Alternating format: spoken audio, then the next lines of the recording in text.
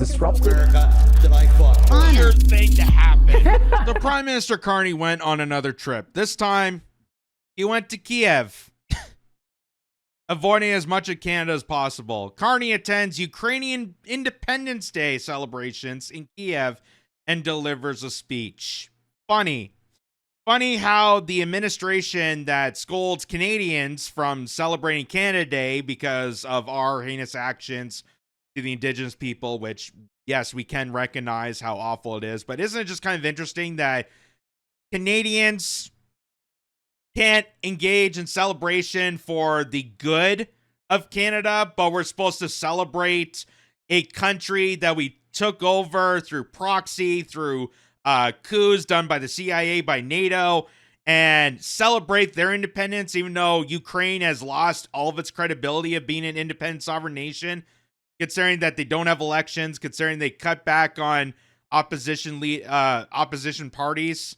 How Zelensky, this comic performer, became prime minister and president of Ukraine, just on the whims that he was going to annihilate Russia. In the words of Adam Schiff, and the whole purpose of all this is they thought they can fight the Russian war over there instead of having our troops over there.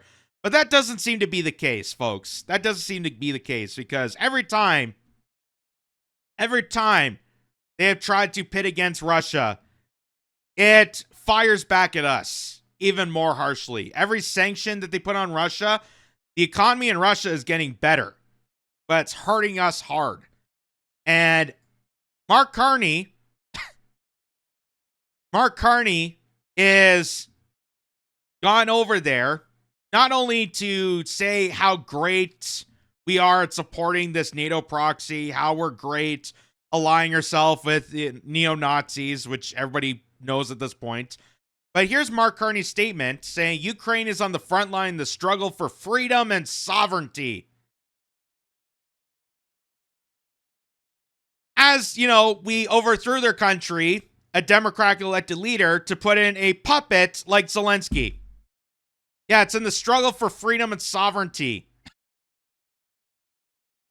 As all the allied nations are confronting Zelensky to do our dirty work. After 3 years at war, Ukrainians urgently need more military equipment. So, Mark Carney is not only over there to celebrate the supposed independence of Ukraine, but is over there to act like a telethon for the corrupt money pit that is the Ukraine war. On top of all the money that we're spending on Israel, on top of all the money that we're sending all across the world in defiance against Canadians. Now, once again, Mark Carney is reaching out to you because we have to donate more to the military apparatus of Ukraine to go after Russia.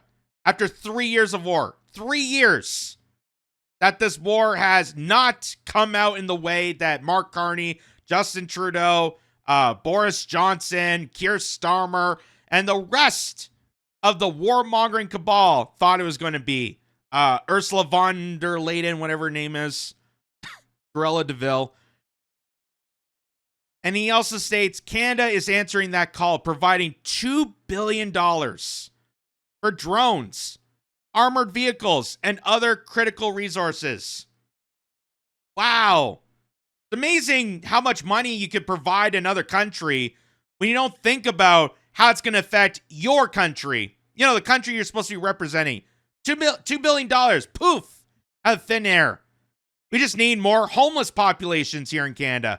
We just need to starve up healthcare. We just got to drain out the education system. We got to make our country worse because Ukraine is fighting for their freedom and sovereignty. This is crazy. This is crazy. And the fact that Zelensky made a plea, he's gone to America once again with the European politicians standing outside of the meeting, begging to keep this war going. And it just seems like nobody is taking this seriously enough to understand that this is a money pit, that this is absolutely grotesque, that what we're doing here is sacrificing Ukraine that we thought we were going to go after Russia for and split that apart for the benefit of NATO, for the benefit of the warmongering elite, for the corporations like BlackRock. And it's fired back on us so harshly that we're paying more money, wasting our tax dollars, printing out more money, causing devastation back here at home for this endless militarization that just never seems to end. Because the idiots here, like Mark Carney and company, just want to keep this afloat as much as possible. They want to keep the war going so that the profiteers keep benefiting. That's what Julian Assange reminds us. The point of these wars is continuous, not to find resolution, not for peace, not for freedom, not for sovereignty. They couldn't give a rat's ass about any of those things. But they do it for continuous warfare. So, here, this is from the Government of Canada's own website. So I want to know how much we've already spent on the disaster of this Ukraine funding. And it says, under economic assistance, Canada's committed $12.3 billion in financial assistance to Ukraine, which has helped the Ukrainian government continue to operate. And it breaks down. This includes $11.75 billion in loan resources through the administrative account for Ukraine at the International Monetary Fund. We're paying for loan resources in Ukraine. We can't help the homelessness in this country. We can't help feed families that are starving and lining up at food banks. We can't provide for hospitals to stay open while ERs are closing down at significant rates.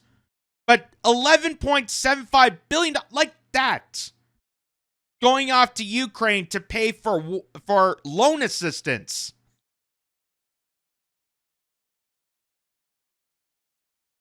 Which Canada championed $500 million in directed bilateral loans. These loan resources include the Prime Minister's announcement contribution at the G7 summit in Appial, Italy, of $5 billion. So 11.5, 500 million, $5 billion. Bringing for revenues assistance to provide Ukraine with approximately $69 billion. That's when they said they were going to freeze Russian assets. That completely backfired. And to help support Ukraine's long-term stability and economic recovery, and to demonstrate the two countries' commitment to their bilateral commercial relationship, because let's not forget there's critical minerals there. Lindsey Graham is so thirsty to suck into the critical mineral wealth of Ukraine. That's why we got to keep this going. And also humanitarian assistance. Since January 2022, Canada's committed $372.2 million in humanitarian assistance to respond to the humanitarian impacts of Russia's invasion in Ukraine and neighboring countries. Once again, they're not telling you the full story of this war. They're not telling you the full story of this war. They're starting at Act 3 because they have to manufacture aggression towards Russia. That's what all Russiagate was about. All of Russiagate was to penalize Trump from participating in politics, which backfired immensely against the American public, but also to fearmonger people to get them engaged in warfare against Russia. Because the people responsible that started this tirade back in 2014, it has been always in their mind that they want to establish a new Cold War. They want to go after Russia. They've always wanted to do this. They always want to engage in warfare. They just need a Ponzi scheme or a country they can enact as a pawn to fight the Russians. And guess what? Ukraine was on that list. And now you got a bunch of Ukrainians that are dead. The country is completely wiped out. The average age of a Ukrainian soldier now is in their 60s. Because you wiped out generations of eligible soldiers. You're pulling people off the streets to fight in this ridiculous war that just never seems to end. So now here's Mark Carney addressing the people of Ukraine on how proud he is that we're siphoning Canadians to pay for the expenditure of more warfare to the tune of over $20 billion. That's what Government EXE Corrupt is pointing out. I'd say it's a lot more than that. We don't even have a proper estimate on how much this Ukraine war, how much we're budgeting, our tax dollars, our resources for this. But here's what Carney says. Mr. President, dear friends, my message today is simple.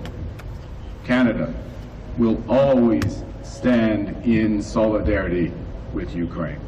Canada, under my predecessor, Prime Minister Justin Trudeau, has become the largest per capita contributor of financial aid to Ukraine. Today, we have become the largest country per capita to support Ukraine. We, Canada. I thought we were supposed to be the peacekeepers. I was always understood, and that's what made me a proud Canadian, that we were supposed to be not for wars. We were supposed to help people in need. We were supposed to assist them. And yet all we've been doing for the past 10, 15 years is assisting in more warfare. We're assisting in more warfare. We're doing everything that America has been doing for decades, that we used to criticize America for. America was this war-loving country, bloodthirsty men and women in Congress that are demanding warfare across these countries. Canada was not going to take part of that. And now we're the exact same. We're two peas of the same pod. While they want to, make us think that America's so awful. Well, it seems like we're practicing American policies right here. We're practicing American foreign policy by, hey, let's hijack our country, steal all of its resources, steal all the currency and finances to assist our people, and go fund a war.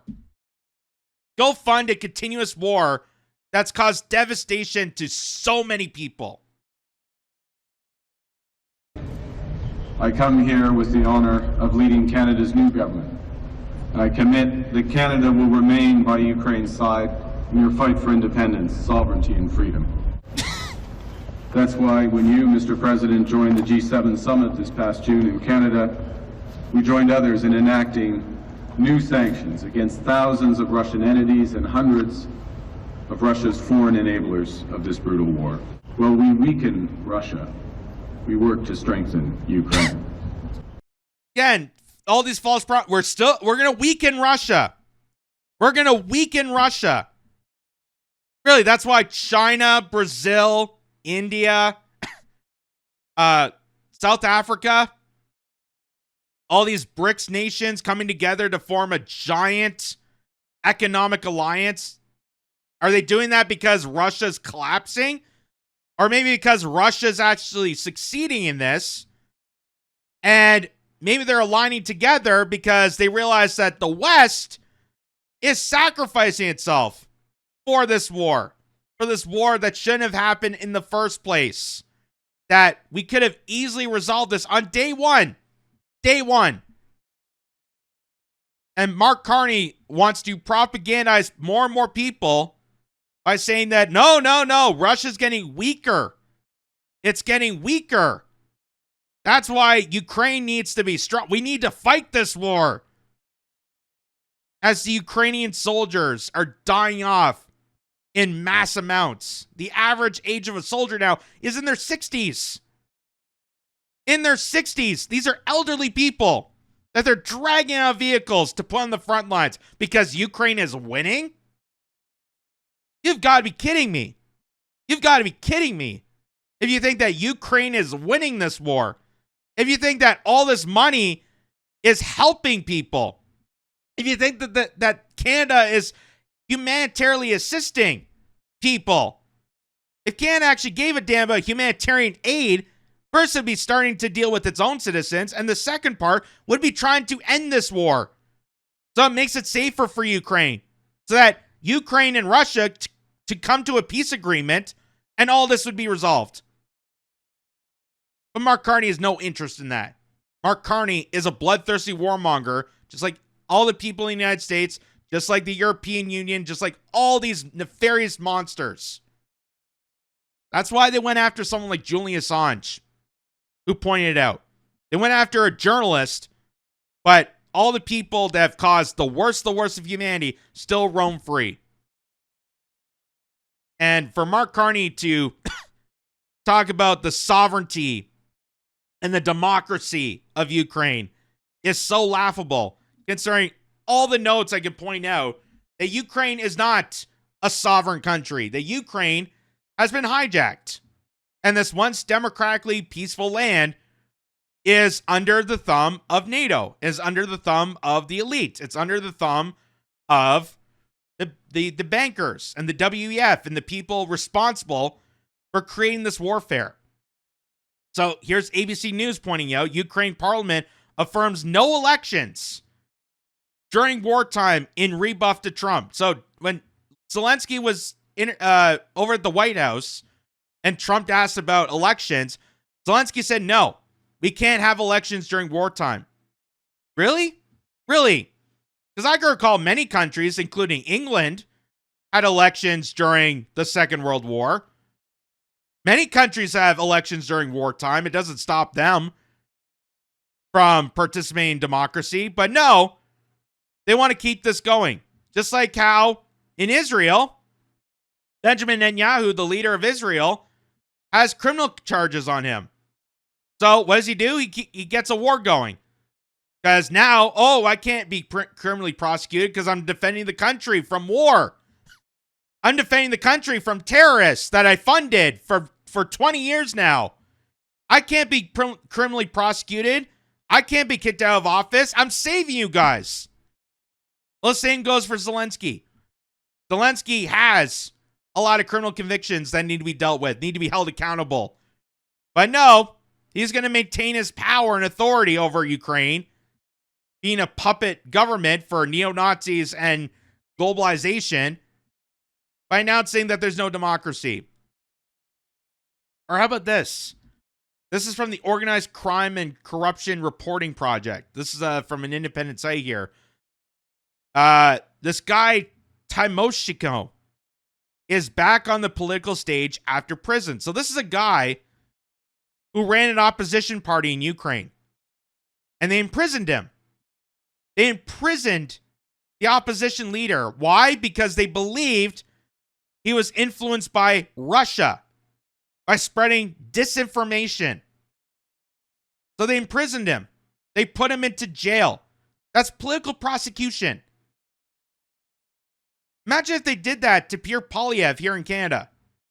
Imagine if they fully did that to Donald Trump. They were trying to in the United States. But Ukraine's allowed to do this. And our prime minister goes over and congratulates that as solitude for independence? Are you freaking kidding me? And yet Canadians are demonized to celebrate Canada Day.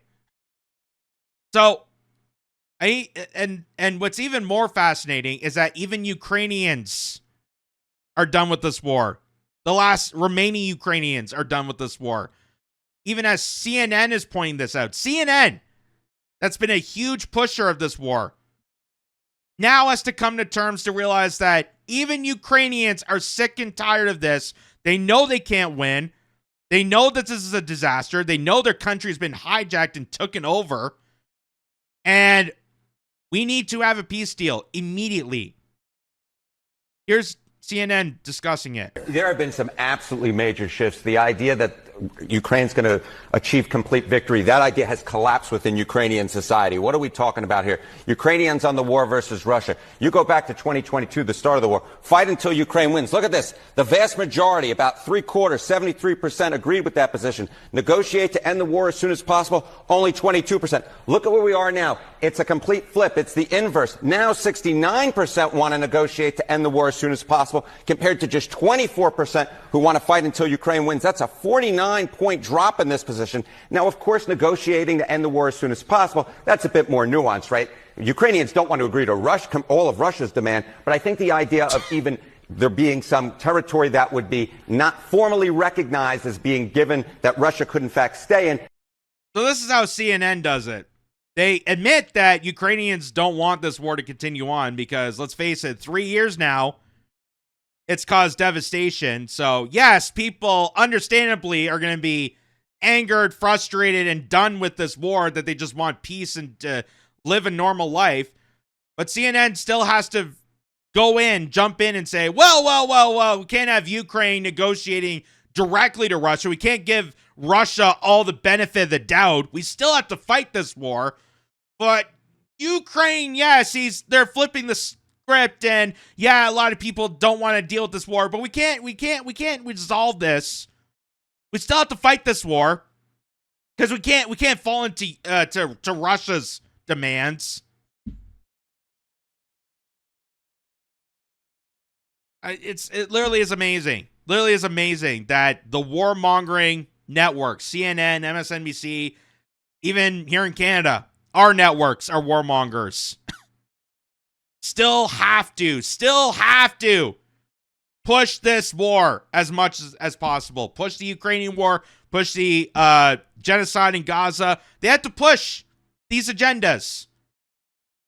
Even if it's the most embarrassing way possible. Even if after they admit that they're in the wrong. Well, you technically can't fall to Russia. Grrr.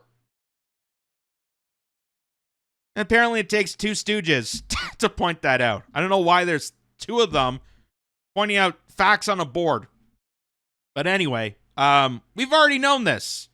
I've reported this. Other people reported on this. Well, let's hear what they say. That does have majority support, but the idea of formal recognition of Russia's demands, absolutely not. All right. Why do you think that opinion has changed to the extent that it has? Well, I think one of the big reasons why opinions have changed is this idea that this war is going to end anytime soon. Ukrainians don't think it will. Take a look here. Ukrainians on the war ending within a year. Just 25% say that it is likely. Look at this. 68%. 68% say it is unlikely that the war will, in fact, end in a year. And you'll notice, John, this 68% looks a heck of a lot like this 69% who say that they want to negotiate to end the war as soon as possible. Well, we know it's not coming from Mark Carney. We know it's not coming from the EU. We know it's not coming from the UK. Keir Starmer. And it's not even coming from Donald Trump. Remember, Donald Trump said we're going to wrap the war in 24 hours. That was his campaign promise. And here we are now, months after being sworn in. And he's just continuing to fund the war. Because someone obviously got to Donald Trump. Something obviously got to Mark Carney. Something obviously got to Keir Starmer. Something is purposely keeping this war going, just like the 20-year catastrophe of Afghanistan, just like all the other wars we have seen over decades and decades. Remember Dwight D. Eisenhower in 1961, as he was leaving office, warned people about the military-industrial complex, these cabal of sinister, bloodthirsty leeches that work these companies, that manufacture the weapons, that do these calculations, that work in cohorts of the CIA to build up intelligence, to manufacture propaganda. All this is in part to continuously keep us in war. Keep us in war, keep humanity divided, and making people suffer for their benefit. And people are starting to wake up to this. People are starting to wake up to this more and more. Even Ukraine, because they had to suffer the most of this. And all this money that they're receiving to keep Ukraine afloat, it's just going right to the war machine. It's going right to military contractors. It's going right to, so it's a slush fund. It's a money laundering slush fund. We're not actually assisting Ukraine. We're not assisting these countries. We're just assisting the companies that are abusing Ukrainians for their endless warfare. And obviously people are catching on to this. Even here in Canada. 1 year later, are Canadians starting to lose interest in Ukraine? That's from NISOP's poll from February 2023. So a year after when they said Russia invaded Ukraine, even Canadians are starting to pick up on this.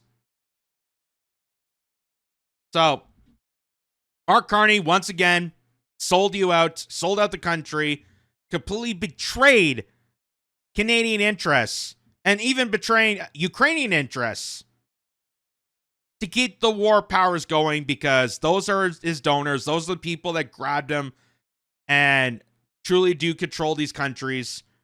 And to reiterate what Julian Assange stated, the point of these wars are continuous. Not to find resolution. It's not to find peace.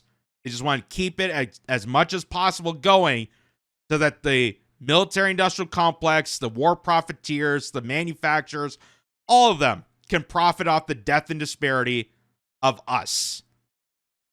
Because they do not like us. They don't respect us. We are basically just varmin to them. And they don't care who suffers. They don't care the cost.